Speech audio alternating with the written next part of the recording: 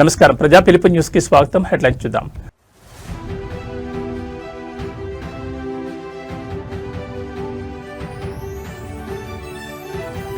దేశవ్యాప్తంగా ఈద్ సంబరాలు, తెల్లవారుజాము నుంచే కిక్కిరిసిన మసీదులు.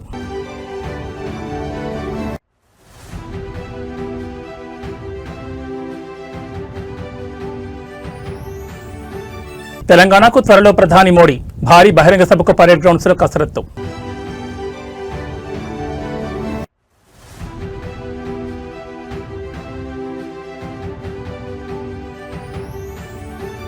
తిరుమల శ్రీవారి చెంత సీఎం చంద్రబాబు, మనవడు దేవాంశ్ పుట్టినరోజు సందర్భంగా కుటుంబ సమేతంగా దర్శనం.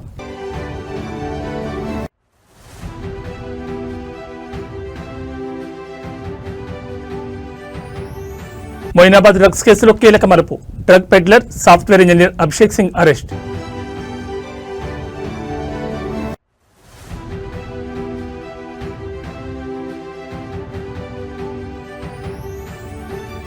బంగాళాఖాతంలో ఉపరితల ఆవర్తనం, ఉత్తరాంధ్ర కోస్తా తీరాల్లో పిడుగులతో కూడిన వర్షాలు. ఇక డీటెయిల్స్ చూస్తే పవిత్ర రంజాన్ మాసం ముగింపు సందర్భంగా దేశ రాజధాని ఢిల్లీలో ఈద్ ఉల్ ఫితర్ వేడుకలు అత్యంత వైభవంగా జరిగాయి. చారిత్రాత్మక జామా మసీద్ ముస్లిం సోదరుల సామూహిక ప్రార్థనతో కిక్కిరిసిపోయింది. ఇవాళ ఉదయాన్నే వేలాది మంది ముస్లింలు జామా మసీద్ చేరుకుని ప్రత్యేక ఈద్ నమాజ్ నిర్వహించారు. మసీద్ ప్రాంగణమే కాకుండా పరిసర వీధులన్నీ భక్తులతో నిండిపోయాయి. ప్రార్థనల అనంతరం ముస్లిం సోదరులు ఒకరినొకరు ఆలింగనం చేసుకుని ఈద్ ముబారక్ అంటూ శుభాకాంక్షలు తెలుపుకున్నారు. కులమతాలకు అతీతంగా అందరూ కలిసిమెలిసి ఉండాలని ఈ సందర్భంగా ప్రార్థించారు. దేశం సుభిక్షంగా ఉండాలని, ప్రజలందరి మధ్య శాంతి సౌభాగ్యం విరజల్లాలని ప్రత్యేక దువా చేశారు. వేడుక దృష్ట్యా ఢిల్లీ పోలీసులు పటిష్టమైన భద్రతను ఏర్పాటు చేశారు. ట్రాఫిక్ మళ్లింపులు మరియు డ్రోన్ల ద్వారా నిఘాను కొనసాగించారు.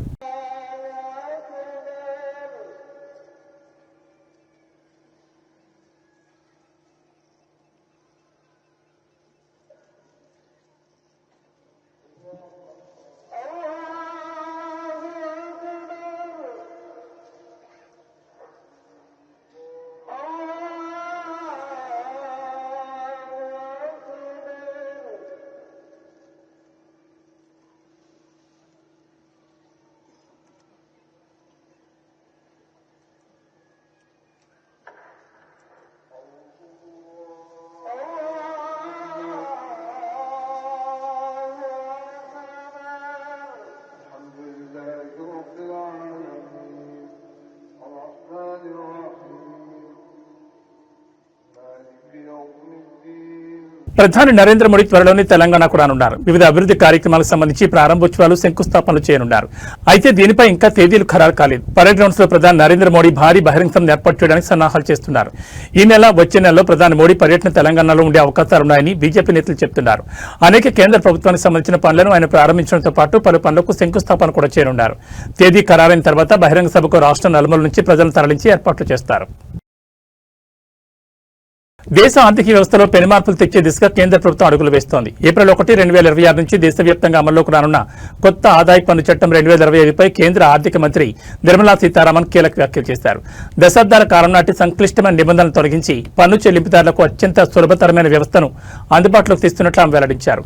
పాత చట్టంలో ఉన్న సంక్లిష్టమైన 819 విభాగాలను గణనీయంగా తగ్గించి కేవలం 536 విభాగాలకు పరిమితం చేశారు. దీనివల్ల చట్టం పరిధి తగ్గి అర్థం చేసుకోవడం సులభమవుతుంది. సామాన్య పన్ను చెల్లింపు కూడా అర్థమయ్యేలా స్పష్టమైన భాషలో నిబంధనలు రూపొందించారు. అనవసరపు చట్టపరమైన చిక్కులు లేకుండా పన్ను రిటర్నులు దాఖలు చేసేలా మార్పులు చేశారు. చట్టం సరళతరం కావడం వల్ల ట్యాక్స్ కన్సల్టెన్సీ ఖర్చులు తగ్గుతాయని, తద్వారా మధ్యతరగతి ప్రజలకు మరియు చిన్న వ్యాపారులకు ఆర్థికంగా ఊరట లభిస్తుందని మంత్రి ఆశాభావం వ్యక్తం చేశారు.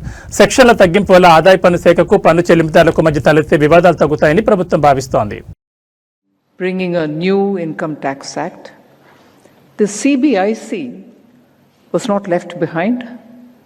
They did the massive exercise of the GST 2.0, the new GST. And before the financial year could end, although there's some more work left, customs from the CBIC is also going through rapid changes, all keeping in mind the taxpayer and one department. The Department of Revenue and the two boards have delivered on the promises which were given to the people during, let us say, CM Chandrababu Naidu తన మనవడు దేవాంశ్ పుట్టినరోజు సందర్భంగా కుటుంబ సమేతంగా తిరుమల శ్రీవారిని దర్శించుకున్నారు. అనంతరం వారి భక్తులకు స్వయంగా అన్నప్రసాదం వడ్డించి ప్రత్యేక సేవలో పాల్గొన్నారు. శ్రీవారి దర్శనం పూర్తయ్యాక ఆలయం నుంచి ముఖ్యమంత్రి చంద్రబాబు, ఆయన అర్ధాంగి భువనేశ్వరి, మంత్రి నారా లోకేష్ దేవాంశ్తో కలిసి కాలినడకన మాతృశ్రీ తరిగొండ వెంగమాంబ అన్నదాన సత్రానికి బయలుదేరారు. ఈ క్రమంలో మాడవీధుల గుండా వెళ్తూ దారి పొడవునా ఉన్న భక్తులకు అభివాదం చేస్తూ ముందుకు సాగారు. ఈ సందర్భంగా ముఖ్యమంత్రి తన భద్రతా సిబ్బందిని పక్కకు జరిపి భక్తుల వద్దకు వెళ్లి కరచాలనం చేశారు. పలువురు భక్తులతో ఆయన మనవడు దేవాంశ్ కలిసి ఫోటోలు దిగారు. భక్తులు దేవాంశ్ కు జన్మదిన శుభాకాంక్షలు తెలిపారు. అనంతరం అన్నదాన సత్రానికి చేరుకున్న చంద్రబాబు, మంత్రి లోకేష్ స్వయంగా భక్తులకు అన్నప్రసాదాన్ని వడ్డించారు. కుటుంబ సభ్యులతో కలిసి ముఖ్యమంత్రి సేవలో పాల్గొనడం పట్ల భక్తులు ఆనందం వ్యక్తం చేశారు.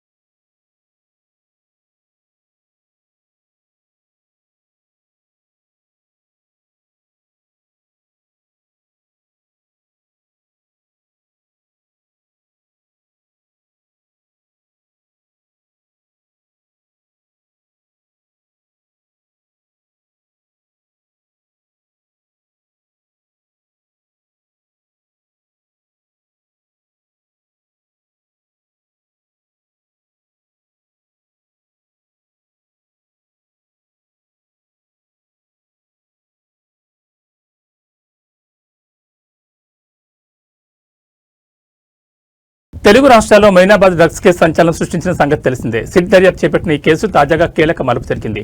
Drug peddler software engineer Abhishek Singh ను సిట్ బృందం అదుపులోకి తీసుకుంది. నిందితులు ఒకరైన కౌశిక్ రవి ఇచ్చిన సమాచారంతో 4 బృందాలుగా ఏర్పడిన సిట్ ఎట్టకేలకు అతన్ని పట్టుకుంది. హైదరాబాద్ లోని అభిషేక్ సింగ్ ను అదుపులోకి తీసుకోవడం గమనార్హం. బీఆర్ఎస్ మాజీ MLA pilot Rohit Reddy farm house పార్టీకి అభిషేక్ సింగ్ డ్రగ్స్ సప్లై చేశాడు. హైదరాబాద్ ఓఆర్ఆర్ వద్ద అభిషేక్ సింగ్ నుంచి రోహిత్ డ్రైవర్ శరత్ డ్రగ్స్ కొనుగోలు చేశాడు. అనంతరం పార్టీలో నమిత్ శర్మ, రోహిత్ రెడ్డి, రితీష్ రెడ్డి, పుట్టా మహేష్ కుమార్, అర్జున్ రెడ్డి, కౌశిక్ రవి డ్రగ్స్ వివర్శించి అనంతరం పార్టీలో నమిత్ శర్మ, రోహిత్ రెడ్డి, రితీష్ రెడ్డి, పుట్టా మహేష్ కుమార్, అర్జున్ రెడ్డి, కౌశిక్ రవి డ్రగ్స్ వినియోగించారు. నమిత్ శర్మ 3 రకాల డ్రగ్స్ తీసుకున్నట్లు రక్త పరీక్షలు బయటపడగా పైలట్ రోహిత్ రెడ్డి, రితీష్ రెడ్డి, అర్జున్ రెడ్డి మద్యంలో కొకైన్ కలుపుకుని తాగినట్లు వైద్య పరీక్షలు తేలింది. తాజాగా అభిషేక్ సింగ్ పోలీసులు చిక్కడంతో మరిన్ని విషయాలు వెలుగులోకి వచ్చే అవకాశం ఉన్నట్లు తెలుస్తోంది. అభిషేక్ సింగ్ నుంచి ఇంకా ఎవరెవరు డ్రగ్స్ కొనుగోలు చేశారు అనే విషయంపై కూపీ లాగుతున్నారు సిట్ అధికారులు. మరోవైపు అతని ఫోన్లో కీలక డేటా ఉన్నట్టు తెలుస్తోంది. ఈ మేరకు అభిషేక్ సింగ్ సెల్ ఫోన్ డేటాను విశ్లేషిస్తున్నారు సిట్ అధికారులు.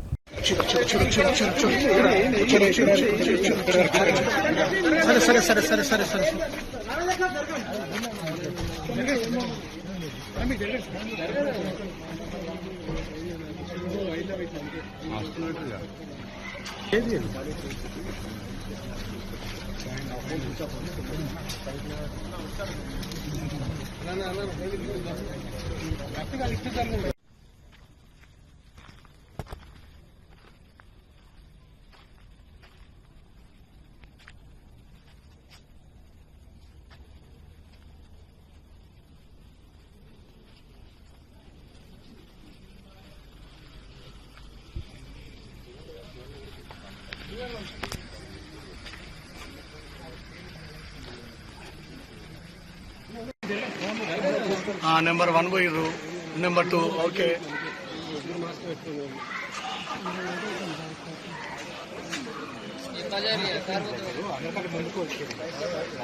వెళ్ళమన్నా మీరేం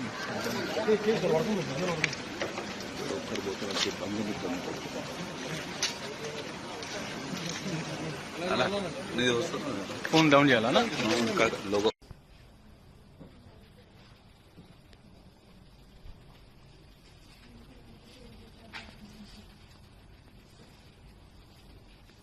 చిత్తూరు జిల్లా యాదమరి మండలంలో వంట గ్యాస్ సిలిండర్ల కోసం వినియోగదారులు తీవ్ర అవస్థలు పడుతున్నారు. మండలంలోని చిన్నారెడ్డిపల్లి క్రాస్ వద్ద ఉన్న గ్యాస్ ఏజెన్సీ ముందు శనివారం ఉదయం నుంచి వినియోగదారులు భారీ సంఖ్యలో బారులు తీరారు. కిలోమీటర్ల మేర క్యూ లైన్లో నిలబడి సిలిండర్ల కోసం వేచి చూస్తున్న దృశ్యాలు స్థానికంగా కలకలం రేపుతున్నాయి. గత కొంతకాలంగా జిల్లాలో గ్యాస్ సిలిండర్ల సరఫరా అస్తవ్యస్తంగా మారిందని వినియోగదారులు ఆరోపిస్తున్నారు. బుకింగ్ చేసుకున్నప్పటికీ సకాలంలో సిలిండర్లు డెలివరీ కాకపోవడంతో ప్రజలు నేరుగా ఏజెన్సీల వద్దకు చేరుకుంటున్నారు. ఉదయం 6 గంటల నుంచే చిన్నారెడ్డిపల్లి క్రాస్ వద్ద జనం క్యూ కట్టారు. ఎండ తీవ్రత పెరుగుతున్నా గంటల తరబడి వేచి ఉన్నా కనీసం ఒక్క సిలిండర్ కూడా దొరకడం లేదని మహిళలు, వృద్ధులు ఆవేదన వ్యక్తం చేస్తున్నారు. స్టాక్ లేదని ఏజెన్సీ నిర్వాహకులు చెప్తున్నారు. కానీ సరైన సమాధానం ఇవ్వడం లేదు. గ్యాస్ కొరత వల్ల వంట చేసుకోవడానికి కూడా ఇబ్బంది పడుతున్నామని స్థానిక వినియోగదారులు తమ అసహనాన్ని వ్యక్తం చేశారు. ఓవైపు ప్రభుత్వం మరియు జిల్లా కలెక్టరేట్ అధికారులు గ్యాస్ కొరత లేదని, నిల్వలు పుష్కలంగా ఉన్నాయని ప్రకటిస్తున్నప్పటికీ క్షేత్రస్థాయిలో మాత్రం వినియోగదారులకు క్యూ లైన్లు తప్పడం లేదు. తక్షణమే జిల్లా యంత్రాంగం స్పందించి గ్యాస్ సరఫరాను క్రమబద్ధీకరించాలని చిన్నారెడ్డిపల్లి పరిసర గ్రామస్తులు డిమాండ్ చేస్తున్నారు. ఏజెన్సీల వద్ద జరుగుతున్న గందరగోళాన్ని నివారించి బుకింగ్ ప్రాధాన్యత ప్రకారం సిలిండర్లను పంపిణీ చేయాలని కోరుతున్నారు.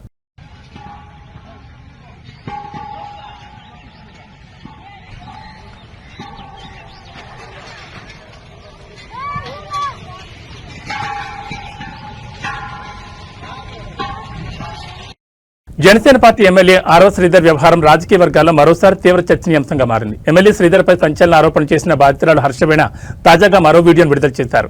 పార్టీ అధినేత ఆదేశాలను, నిబంధనలను ఎమ్మెల్యే పట్టించుకోవట్లేదని ఆమె తాజా వీడియోలో ఆరోపించారు. ఇటీవలే కండిషన్ బెయిల్పై బయటకు వచ్చిన హర్షవీణ కేసు విషయాలపై తాను మాట్లాడనని స్పష్టం చేశారు. నాకు ఇటీవల బెయిల్ వచ్చింది. కండిషన్ బెయిల్ కారణంగా నేను కేసులకు సంబంధించిన విషయాలు మాట్లాడకూడదు.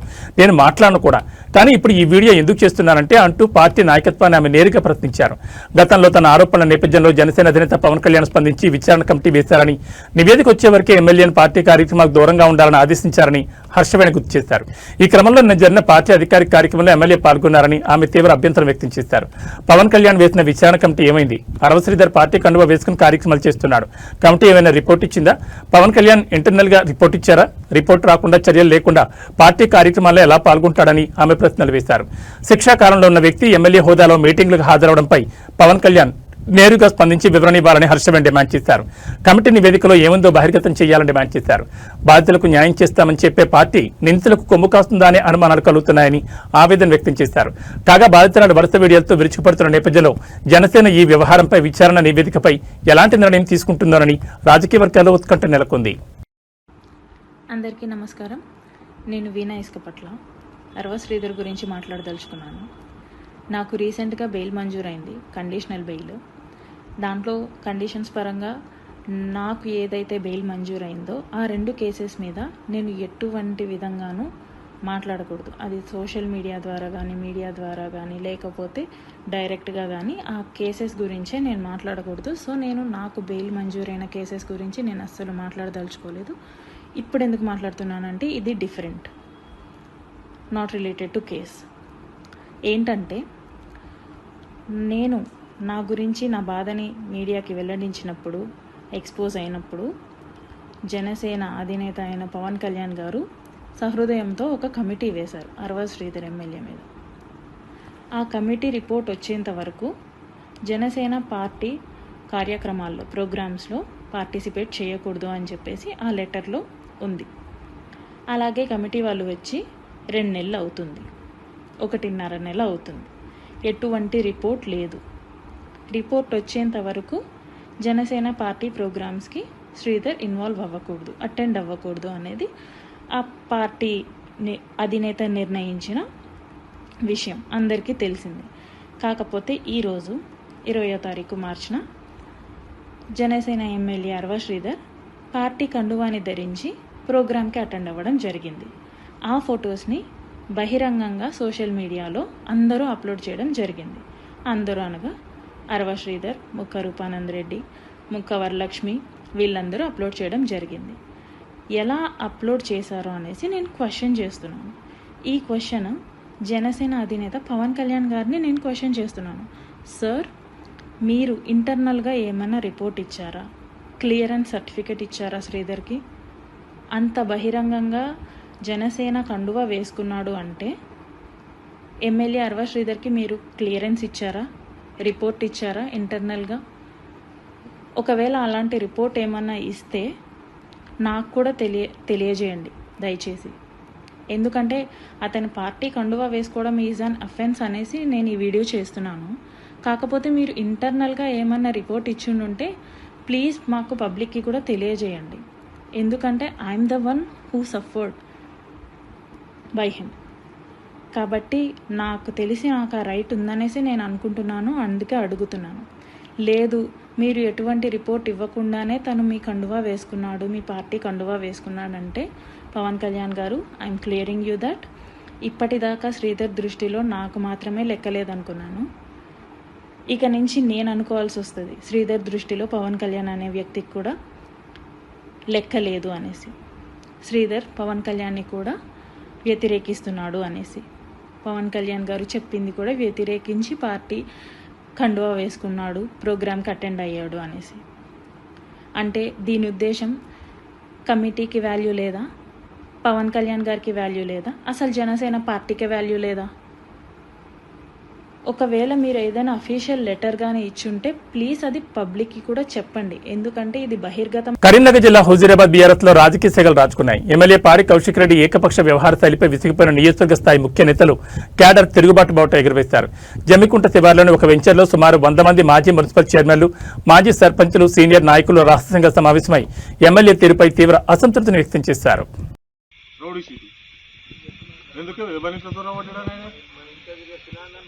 ఎవరింట్లో తొడగొట్టాడు ఆయన దేని గురించి ఆయన రౌడీ షీట్ ఓపెన్ చేయంటాడు. మళ్ళీ వినవాళ్ళకి అయితే పాప ఆయన అప్పటిదప్పుడు మాత్రం ఢిల్లీలో కూడా ఆయన సేవ్ చేసింది. నీ ఎంబడి తిరిగటం డ్యామేజ్ చేస్తావు, సేమ్ ఎల్లికి ఎగేసుడు మళ్ళీకి దిగేసుడు. ఇప్పుడు వీళ్ళని పెట్టిండు కదా, వీళ్ళు నోడదేం కాదు. సీనియర్ అనేటోడు వీళ్ళు ఉండొద్దు, నా కింద అన్న అని తిరిగేటోడు ఉండాలి. కానీ నేను ఒక అన్న అనొద్దు, ఆయన్ని అందరూ అన్న అనాలి. ఇప్పుడు చూస్తుంది కదా మన ఎమ్మెల్సీ వీక్ వచ్చినప్పుడు, అన్న ఎందుకు తిరుగుతారా బుచ్చపని ఎందుకు తిరుగుతారు, 10 కార్లు 20 కార్లు వీడియోలు సెల్ఫీలు ఎందుకు రాపై, ఇది ఏంది ఎక్కడి కదా. పోలీసు వాడు కూడా తిచ్చి ఉన్నారు. ఇప్పుడు చూడు, కులాల పేరు పెట్టి తిడుతుంది, మతాల పేరు పెట్టి తిడుతుంది, అధికారులను తిడుతుంది, మంచి గవర్నర్లను తిడుతుంది. నువ్వు తిట్టంది ఎవరు? ఆ కేసీఆర్ కూడా తిచ్చి వచ్చినావు కదా, నువ్వు తిట్టంది ఎవరిని? ఉన్న ఊరిన ఇల్లంతా ఉంటుంది ఓటేసిన పాపానికి వీళ్ళు కాలబెట్టి వాళ్ళ సుతారా సుతారా అదిలా. ఇంతకుముందు మళ్ళీ ఒకటి అన్నారు, ఆయన లెక్క మనం మారదామా, మనం లెక్క ఆయన మారదామా అని. ఒక చిన్న ఉదాహరణ చెప్తాను. ఒక 20-25 సంవత్సరాల ఒక ఆడపిల్ల మన ఇంట్లోనే పుట్టి పెరిగి ఉంటుంది. పెళ్లి చేస్తాం, అత్తగారింటికి పోతుంది.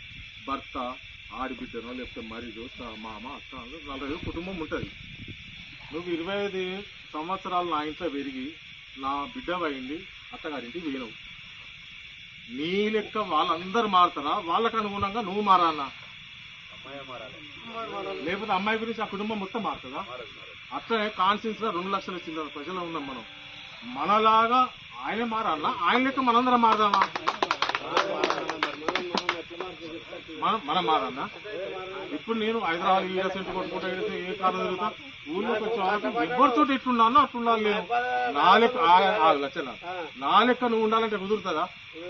మీకు అనుగుణంగా మీ వాతావరణంలోకి నేను అడ్జస్ట్ కావాలి అంతే తప్ప మా డాడీకి ఇట్లా తినిపించేది, మా మమ్మీకి ఇట్లా తినిపించేది, నీ కాలేసుకుని మండేది 12 దాకా లేకపోయేదంటే అవి అత్తగారింటి వెనక నడువే అవి ఇంటికి అన్నప్పుడు. అట్లనే నీ లెక్క మేము అందరం మారం. మనకు ప్రజలకు పాపం మంచి చెడు చూసుకుంటే వాళ్ళ. రాజన్న సిరిసిల్ల జిల్లా వేములవాడ పుణ్యక్షేత్రంలో తరచూ పాములు ప్రత్యక్షం కావడం భక్తులను, సిబ్బందిని భయాందోళనకు గురిచేస్తోంది. తాజాగా ఆలయ పరిసరాల్లో 8 అడుగుల భారీ పాము కనిపించగా స్నేక్ క్యాచర్ దాన్ని పట్టుకుని అటవీ ప్రాంతంలో విడిచిపెట్టారు. నిత్యం భక్తుల రద్దీ ఉండే ప్రాంతాల్లో పాములు కనిపిస్తుండటంతో అధికారులు తగిన జాగ్రత్తలు తీసుకోవాలని భక్తులు కోరుతున్నారు.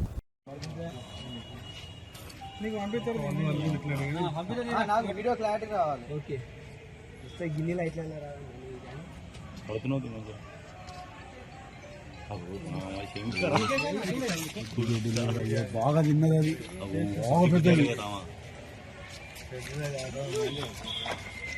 మజ్జున్నది, అది బాగా మజ్జున్నది. అది ఏమన్నా తినకపోతే అది గట్ల ఉండదు, ఇంతసేపు ఆగది.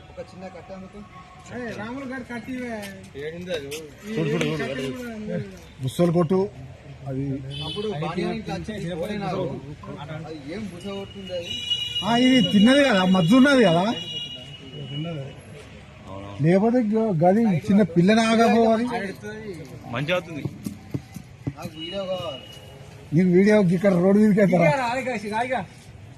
వాడు చూసుకో రావను నువ్వు దాన్ని చూడు ఫస్ట్ దాన్ని చూడే నువ్వు అమ్మతుడు కట్టే అవుతాడు ఆగు నువ్వు వీడియో తర్వాత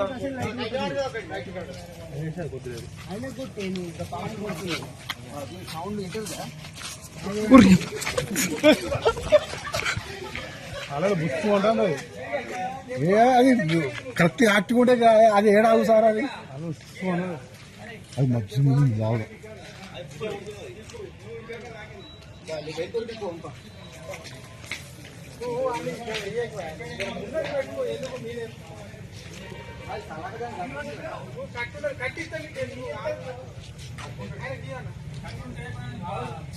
బలం కాదు తలకాయ పట్టి పట్టుకుంటాడు దాన్ని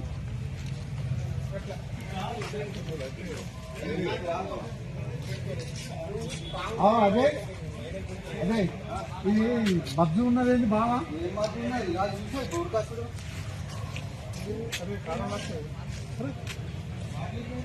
ఏదంటే పెట్టి పడేసేయి ఇది అదిట తలకాయ పట్టుకొని కొంత తీసుకొని పోతాడు కదా భయం కదా నేను డైరెక్ట్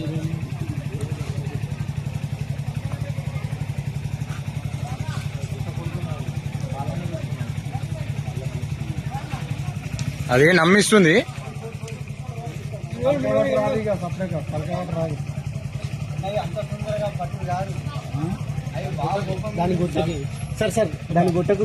రవాణా రంగంలో విప్లవాత్మక మార్పులకు తెలంగాణ ప్రభుత్వం శ్రీకారం చుట్టింది. రాష్ట్ర వ్యాప్తంగా వాహనదారులకు మెరుగైన పారదర్శకమైన సేవలు అందించే లక్ష్యంతో వాహన్ పోర్టల్ను ప్రభుత్వం సిద్ధం చేసింది.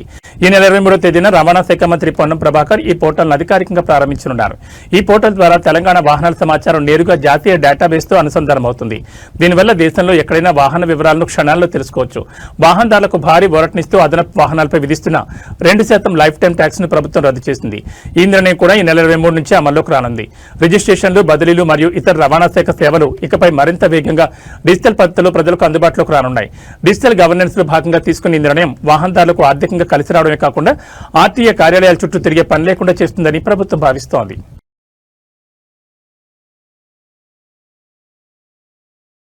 సికింద్రాబాద్ అల్వాల్లో ఒక విషాదకర ఘటన చోటు చేసుకుంది. ఇంట్లో పెంపుడు పిల్లిని ఉంచుకునే విషయంలో తలెత్తిన చిన్నపాటి వివాదం ఒక మెడికల్ స్టూడెంట్ ప్రాణం తీసుకునే వరకు వెళ్లడం స్థానికంగా తీవ్ర దిగ్భ్రాంతిని కలిగించింది.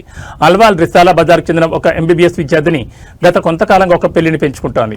అయితే దీనిపై ఆమె తల్లిదండ్రులు అభ్యంతరం వ్యక్తం చేస్తూ వచ్చారు. పిల్లి విషయంలో ఇంట్లో తరచూ గొడవలు జరుగుతుండటంతో ఆ యువతి తీవ్ర మనస్తాపానికి గురైంది. ఈ క్రమంలోనే ఇంట్లో ఎవరూ లేని సమయంలో ఆమె బలవన్ మరణానికి పాల్పడింది. సమాచారం అందుకున్న పోలీసులు ఘటనా స్థలానికి చేరుకుని మృతదేహాన్ని పోస్టుమార్టం నిమిత్తం గాంధీ ఆసుపత్రికి తరలించారు. కేసు నమోదు చేసుకుని విచారణ చేపడుతున్నారు. చిన్న చిన్న కారణాలే ప్రాణాలు తీసుకునేంతటి మానసిక ఒత్తిడికి దారితీస్తున్నాయి. కుటుంబ సభ్యుల మధ్య సరైన సంభాషణ, ఒకరి భావాలను మరొకరు గౌరవించుకోవడం మరియు అవసరమైనప్పుడు మానసిక నిపుణుల సాయం తీసుకోవడం ద్వారా ఇలాంటి అనర్థాలు అరికట్టవచ్చు. ప్రైవేట్ ట్రావెల్స్ బస్సు కాలి బూడిదైన ఘటన విజయనగరం జిల్లాలో ఇవాళ తెల్లవారుజాము చోటు చేసుకుంది. రాంభద్రాపురం మండల పరిధిలోని తారాపురం వద్ద జరిగిన ఈ ఘటనలో ప్రయాణికులంతా సురక్షితంగా బయటపడడంతో పెను ప్రమాదమే తప్పింది. అయితే ఈ బస్సు ఒడిశా రాజధాని భువనేశ్వర్ నుంచి హైదరాబాద్కు వెళ్తుండగా ప్రమాదం జరిగింది. దారి మధ్యలో బస్సు వెనుక టైర్ ఒక్కసారిగా పేలిపోయింది. ఈ క్రమంలోనే టైర్ రిమ్ రోడ్డుకు రాజుకుని వెలువడిన నిప్పురవ్వల ఖనాల్లో బస్సు అంతటా వ్యాపించి మంటలు చెలరేగాయి. మంటలను గమనించిన డ్రైవర్ అప్రమత్తమై బస్సును నిలిపివేసి అందులో ప్రయాణికులందరినీ కిందకు దించేశారు. దీంతో ఎవరికీ ఎటువంటి గాయాలు కాలేదు. ప్రమాద సమయంలో బస్సులో మొత్తం 37 మంది ప్రయాణికులు ఉన్నారు. అందులో ఒడిశాకు చెందిన ఓ ఎమ్మెల్యే కూడా ఉన్నట్లుగా సమాచారం అందుతోంది. ఇక చెలరేగిన మంటల కారణంగా బస్సు కాలి బూడిదైంది. సమాచారం అందుకున్న అగ్నిమాపక సిబ్బంది ఘటనా స్థలానికి చేరుకుని మంటలను అదుపు చేశారు. ఈ మేరకు పోలీసులు కేసు నమోదు చేసుకుని దర్యాప్తు చేస్తున్నారు.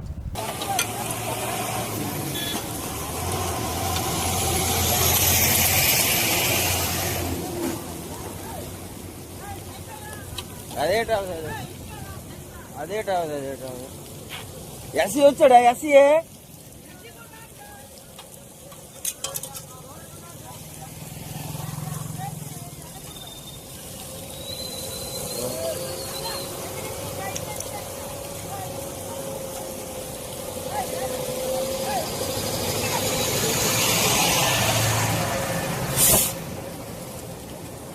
ఆంధ్రప్రదేశ్ తెలంగాణలో నేడు కూడా వర్షాలు పడే అవకాశం ఉందని వాతావరణ శాఖ అధికారులు తెలిపారు. పశ్చిమ బంగాళాఖాతం సమీప ఉత్తరాంధ్ర ప్రాంతంలో ఉపరితల ఆవర్తనం ఏర్పడిందని వాతావరణ శాఖ తెలిపింది. సముద్ర మట్టానికి 3.1 కిలోమీటర్ల ఎత్తులో కొనసాగుతున్న ఉపరితల ఆవర్తనం ఉందని చెప్పింది. రానున్న 24 గంటల్లో 2 తెలుగు రాష్ట్రాల్లో వర్షాలు పడే అవకాశం ఉందని వాతావరణ శాఖ వెల్లడించింది. అదే సమయంలో బలమైన ఈదురుగాలులు వీస్తాయని, మరికొన్ని చోట్ల పిడుగులు పడే అవకాశం ఉందని తెలిపింది. ఆంధ్రప్రదేశ్లో రానున్న 24 గంటల్లో ఉత్తరాంధ్రలోని చాలా ప్రాంతాల్లో జల్లులు పడే అవకాశం ఉందని అమరావతి వాతావరణ శాఖ వెల్లడించింది. ఉత్తరాంధ్ర, కోస్తా, రాయలసీమలో కొన్ని జిల్లాల్లో జల్లులు పడే అవకాశం ఉందని పేర్కొంది. 30 కిలోమీటర్ల నుంచి 40 కిలోమీటర్ల వేగంతో ఈదురుగాలులు వీచే అవకాశం ఉందని రైతులు అప్రమత్తంగా ఉండాలన్నారు. విశాఖ వాతావరణ కేంద్రం అధికారులు వెల్లడించారు. రాష్ట్రంలో రానున్న 2 రోజులు పిడుగులతో కొన్ని వర్షాలు పడే అవకాశాలున్నాయని చెప్పింది. కోనసీమ, పశ్చిమ గోదావరి జిల్లాల్లో వర్షాలు పడే అవకాశం ఉందని, కృష్ణా, గుంటూరు, బాపట్ల జిల్లాలో ఓ మోస్తరు వర్షాలు పడే అవకాశం ఉందని, ఈ రోజు ఉత్తరాంధ్ర, కోస్తా జిల్లాలో పిడుగులతో కూడిన వర్షాలు కురిసే అవకాశం పేర్కొంది. తెలంగాణలోనూ రానున్న 2 రోజుల పాటు వర్షాలు పడతాయని వాతావరణ శాఖ చెప్పింది. బలమైన ఈదురుగాలులు వీస్తాయని పేర్కొంది. అంతేకాకుండా కొన్ని చోట్ల పిడుగులు పడే అవకాశం ఉందని కూడా తెలిపింది. పొలాలకు వెళ్లేవారు తగిన జాగ్రత్తలు తీసుకోవాలని, రైతులు తమ పంట ఉత్పత్తులను భద్రపరచుకోవాలని సూచించింది. బంగాళాఖాతంలో ఏర్పడిన అల్పపీడన ద్రోణి ప్రభావంతో వర్షాలు పడే అవకాశాలున్నాయని హైదరాబాద్ వాతావరణ శాఖ అధికారులు తెలిపారు.